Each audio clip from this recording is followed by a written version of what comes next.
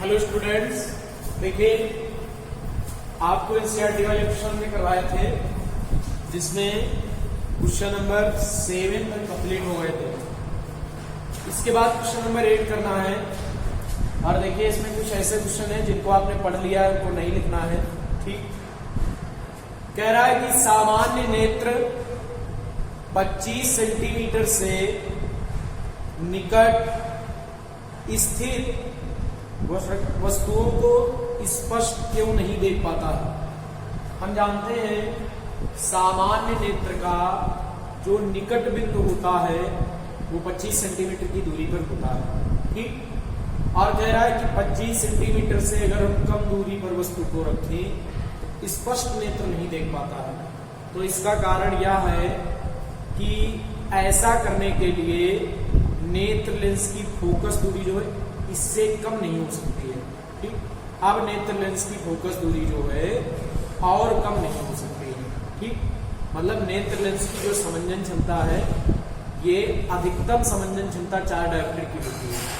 ठीक, इसका मतलब इससे और अगर 25 सेंटीमीटर से कम दूरी पर स्थित वस्तुओं को देखना है तो 4 डायोप्टर से अधिक समंजन क्षमता की आवश्यकता होगी, जो नेत्र के पास नहीं है। अतः नेत्र 25 सेंटीमीटर से निकट स्थित वस्तुओं को स्पष्ट नहीं देख पाता है। क्या लिखेंगे बताइए। क्वेश्चन नंबर 8 कि सामान्य नेत्र का निकट बिंदु 25 सेंटीमीटर पर होता है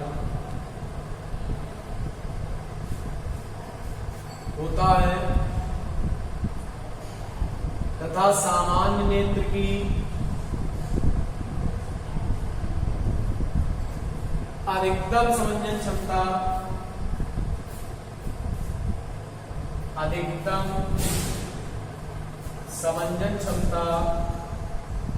4 डायोप्टर होती है। 4 डायोप्टर सामान्य नेत्र की अधिकतम समंजन क्षमता जो है 4 डायोप्टर होती है। अतः 25 सेंटीमीटर से या इसलिए 25 सेंटीमीटर से या इसलिए छोड़ दो यहाँ पे 25 सेंटीमीटर कम दूरी पर रखी वस्तुओं को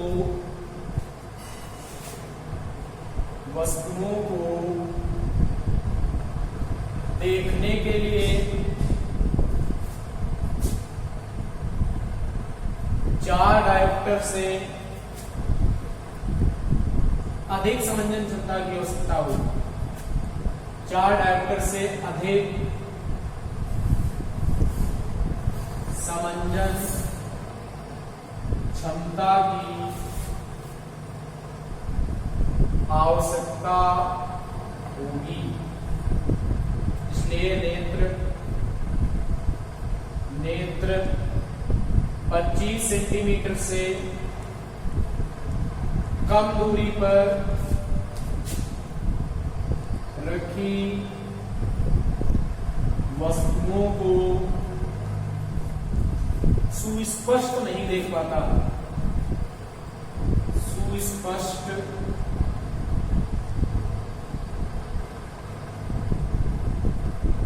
नहीं देख पाता।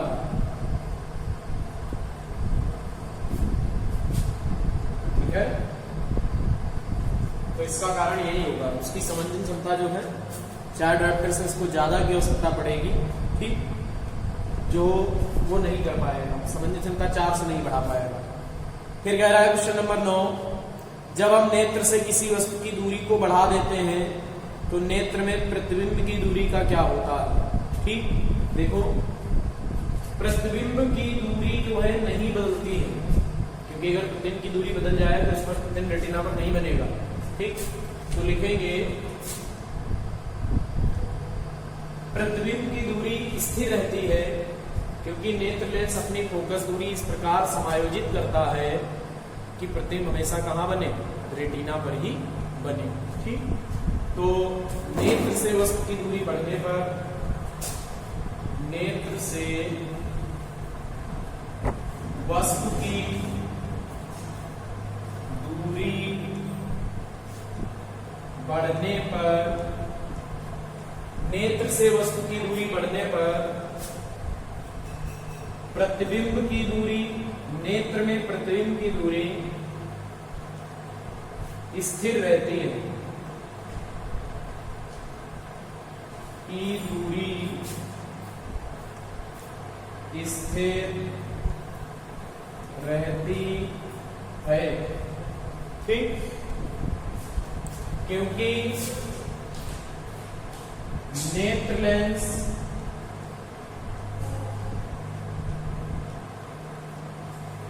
लेंस अपनी फोकस दूरी को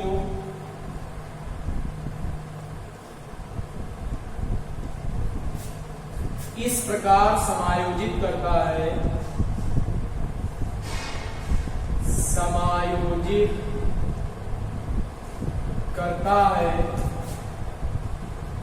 कि प्रतिबिंब सदैव रेटिना पर बने। प्रतिबिंब सदैव कहां पर बने? रेटिना। और जब प्रतिबिंब सदैव रेटिना पर बनेगा, ठीक, तो प्रतिबिंब की दूरी जो है परिवर्तित होगी। अगले क्वेश्चन में कह रहा है स्पष्ट कीजिए कि तारे जो है टिमटिमाते हैं। तो हमने आपको बताया था वायुमंडलीय अपवर्तन के कारण तारे टिमटिमाते हैं।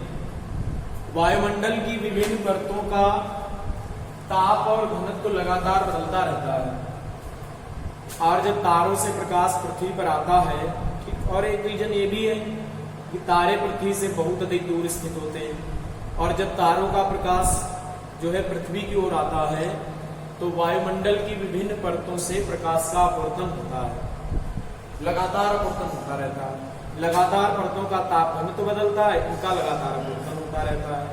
तो प्रेक्षक की आंख पर पड़ने वाले प्रकाश की तीव्रता जो है लगातार बदलती हुई प्रतीत होती है। कभी ज्यादा तीव्रता का प्रकाश आ जाता है, मतलब कभी ज्यादा किरणें आ जाती हैं, कभी कम किरणें आ जाती हैं, ठीक। तो जब कम किरणें आती हैं और ज्यादा किरणें बार बार आएंगी तो हमें ऐसा लगेगा वस्तु जो है टिमटिमा रही है, तारे टिमटिमाते हुए प्रतीत होंगे। इसका क्वेश्चन नंबर जो 11 है, कह रहा है ग्रह क्यों नहीं टिमटिमाते। देखो 10 वाला जो है किया भी आप लोगों ने, ग्रह नहीं टिमटिमाते हैं क्यों। देखो ग्रह पृथ्वी के निकट स्थित होते हैं, ग्रह पृथ्वी के निकट स्थित होने के कारण ये प्रकाश के थोड़े बड़े स्रोत माने जाते हैं, ठीक। जैसे सूर्य का प्रकाश ग्रहों पर पड़ता है और ग्रह का वो प्रकाश पृथ्वी तक आया, तो ग्रह पृथ्वी के निकट होने के कारण, ठीक, ये प्रकाश के बड़े स्रोत माने जाते हैं, ठीक। और इनके जो प्रकाश किरणें आती हैं, इनके मार्ग में होने वाला जो औसत परिवर्तन है वो नगण्य होता है।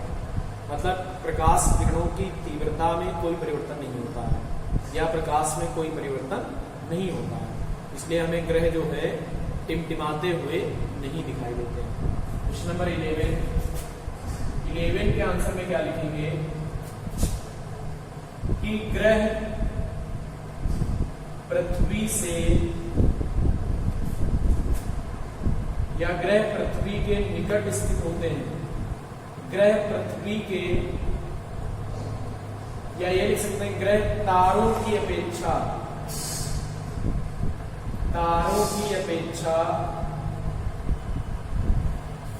पृथ्वी के निकट स्थित होते हैं, अतः ये प्रकाश के, या ये लिखते हैं तथा ये प्रकाश के बड़े स्रोत माने जाते हैं। बृहद स्रोत की बड़े स्रोत माने जाते हैं, बड़े स्रोत माने जाते हैं, ठीक। लेकिन ये नहीं, इनका इनमें प्रकाश कहां से आया, तो इनमें प्रकाश किस तारे से आया होगा, और इनका प्रकाश पृथ्वी पर आ रहा है, और पृथ्वी के पास है तो थोड़े बड़े दिखाई पड़ेंगे, और तारे पृथ्वी की बहुत दूर होते हैं इसलिए छोटे दिखाई पड़ते हैं। ठीक, उनके मार्ग में परिवर्तन होता है। प्रकाश के बड़े स्रोत माने जाते हैं, अतः इनसे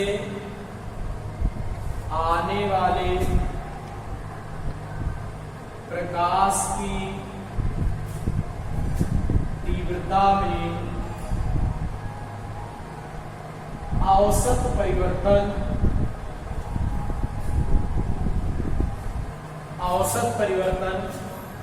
नगण्य होता है।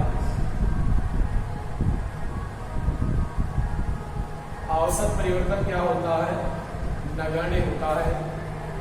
इसलिए ग्रह नहीं टिमटिमाते हैं। ठीक, इसलिए ग्रह जो है नहीं टिमटिमाते हैं। तो 11 नंबर इस प्रकार से आप लिख सकते हैं। इसके बाद क्वेश्चन नंबर जो 12 दिया है, सूर्योदय का सूर्यास्त के समय सूर्य लाल दिखाई देता है। तो सूर्योदय सूर्यास्त के समय सूर्य के लाल दिखाई देने का कारण है कि इस समय सूर्य का प्रकाश सबसे ज्यादा दूरी तय करके पृथ्वी तक पहुंचता है। तो मार्ग में सूर्य के घटक रंगों में बैंगनी और नीले रंग का प्रकीर्णन होकर ये माध्यम में ही फैल जाते हैं, और लाल रंग का प्रकीर्णन सबसे कम होने के कारण ये रंग हमारी नेत्र में पहुंचता है। ठीक, तो देखो लाल रंग का प्रकीर्णन सबसे कम होने के कारण लाल रंग का प्रकाश सबसे ज्यादा हमारी आंखों पर पहुंचता है, इसलिए सूर्य हमें लाल दिखाई देता है। ठीक, अच्छा आगे क्वेश्चन एक और कह रहा है कि किसी अंतरिक्ष यात्री को आकाश नीले की अपेक्षा काला क्यों दिखाई देता है? वैसे हम पृथ्वी से आकाश को देखते हैं तो हमें नीला दिखाई देता है, क्योंकि नीले रंग का प्रकीर्णन सबसे ज्यादा होता है और प्रकीर्णित होकर वो पूरे में फैल जाता है, तो इसलिए आकाश में नीला दिखाई देता है। लेकिन अंतरिक्ष यात्री को आकाश काला क्यों दिखाई देता है? तो पृथ्वी तल से बहुत अधिक ऊंचाई पर या अंतरिक्ष यात्री के लिए ऊंचाई पर वायुमंडल नहीं होता है। ठीक, तो अंतरिक्ष में वायुमंडल की अनुपस्थिति होने के कारण प्रकाश का प्रकीर्णन नहीं हो पाता। यहां पर क्वेश्चन नंबर 13 में क्या लिखेंगे कि अंतरिक्ष में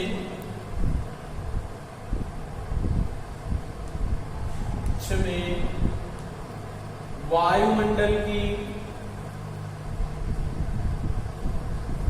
अनुपस्थिति के कारण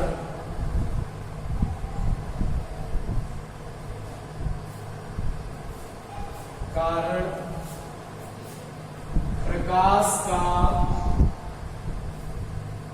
प्रकीर्णन नहीं हो पाता, अतः या इस कारण अंतरिक्ष यात्री को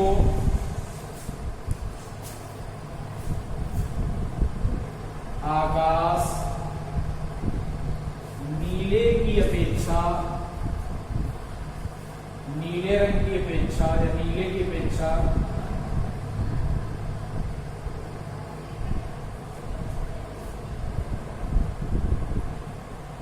काला दिखाई देता है। नीले की अपेक्षा कैसा दिखाई देता है? काला दिखाई देता है। ठीक, देखो जो इसका नेक्स्ट क्वेश्चन है, यहाँ के लिए लास्ट क्वेश्चन दिया है एक्सरसाइज का, वो समझ लीजिए। जैसे आप लोग धूप में हो और धूप के बाद में आप क्या करें कि कमरे में आए। ठीक, तो जब हम धूप में थोड़ी देर बैठे हो उसके बाद कमरे में आते हैं तो आप लोग देखते होंगे कमरे में कुछ देर हमें कोई वस्तु दिखाई नहीं देती। ऐसा होता है, धूप से आए और ठीक कमरे में प्रवेश करें या धूप से जाकर सिनेमा हॉल में जाएं तो कुछ देर हम वस्तुओं को देख नहीं पाते हैं। क्या है इसका रीजन? देखो आपको बताया था कि हमारे नेत्र में जो आइरिस के बीचों बीच में एक छोटा सा छिद्र होता है जिसे पुतली कहते हैं। पुतली के बारे में पढ़ा था कि जब ज्यादा प्रकाश आता है तो पुतली अपने आप छोटी हो जाती है, ठीक। और जब कम प्रकाश होता है तो पुतली क्या है, अपने आप बड़ी हो जाती है। मतलब पुतली अपने भीतर प्रकाश की सीमित मात्रा को ही प्रवेश करने देती है, ये हमने पढ़ा था। क्वेश्चन है आपका कि जब कोई व्यक्ति तीव्र प्रकाश से मंद प्रकाश जैसे अंधेरे सिनेमा हॉल में प्रवेश करता है तो बताइए उसकी आंखें किस प्रकार की चीजों को देखने के लिए अपने आप को क्या करती हैं, व्यवस्थित करती हैं, ठीक। तो देखो, जब कोई व्यक्ति तीव्र प्रकाश में होता है, ठीक, तो उसकी पुतली का आकार छोटा होता है, ठीक। और जब व्यक्ति तीव्र प्रकाश से किसी अंधेरे सिनेमा हॉल में प्रवेश करता है, ठीक, तो पुतली का आकार कम होने के कारण सिनेमा हॉल में स्थित वस्तुओं से उसके नेत्र में कम से कम किरणें जाती हैं। इस कारण कुछ देर तक व्यक्ति जो है सिनेमा हॉल की वस्तुओं को नहीं देख पाता है, ठीक। परंतु कुछ समय पश्चात पुतली का आकार धीरे धीरे बढ़ जाता है और तब वस्तुओं से आने वाली ज्यादा प्रकाश किरणें नेत्र में प्रवेश करती हैं, ठीक, और हमें वस्तुएं दिखाई देने लगती हैं। तो क्या आंसर इसका लिखेंगे? 14 का आंसर लिखेंगे, जब व्यक्ति तीव्र प्रकाश में होता है, प्रकाश में होता है तो उसकी पुतली का आकार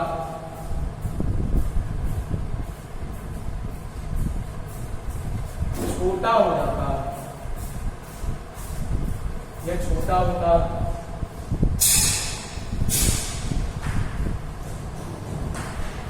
तथा प्रकाश की सीमित मात्रा नेत्र में प्रवेश करती है या निश्चित मात्रा नेत्र में प्रवेश करती है। प्रकाश की निश्चित मात्रा नेत्र में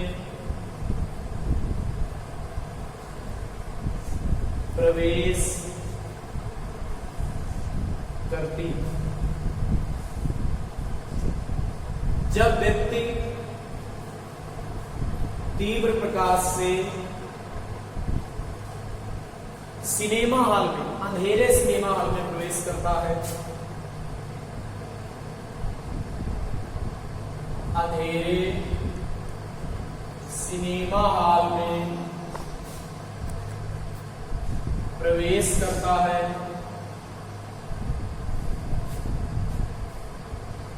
तो उसकी पुतली का आकार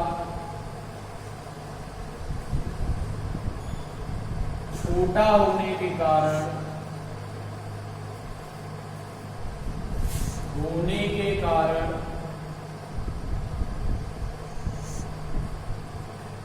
बहुत कम प्रकाश किरणें नेत्र में प्रवेश करती हैं।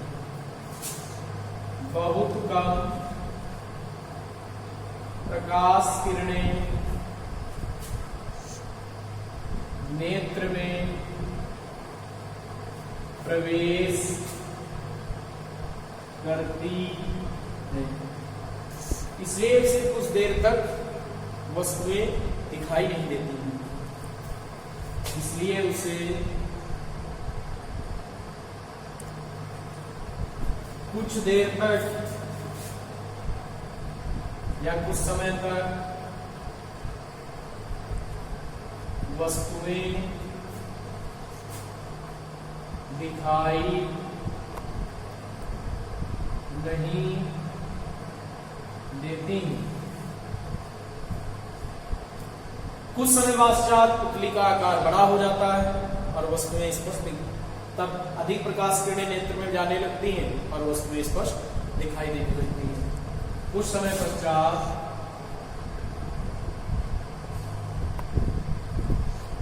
पुतली का आकार बड़ा हो जाता है या बढ़ जाता है तथा अधिक प्रकाश किरणें नेत्र में प्रवेश करती हैं। नेत्र में प्रवेश करती हैं तथा और वस्तुएं दिखाई देने लगती हैं और वस्तुएं दिखाई देने लगती हैं। समझ में आया? पुतली के आकार का सच करते हैं क्या धूप से आप अंधेरे कमरे में आओ तो वस्तुएं नहीं दिखाई देती हैं, क्योंकि धूप में पुतली का आकार छोटा होता है और जब हम किसी अंधेरे कमरे में प्रवेश करते हैं तो अंधेरे कमरे में जो भी वस्तुएं हैं उनसे जो चलने वाली प्रकाश किरणें कम से कम किरणें नेत्र में प्रवेश करती हैं, इसलिए वस्तु नहीं दिखाई देती है। लेकिन पुतली फिर अपने आप को थोड़ी देर पश्चात इस प्रकार समायोजित कर लेती है कि उसका आकार बढ़ जाता है।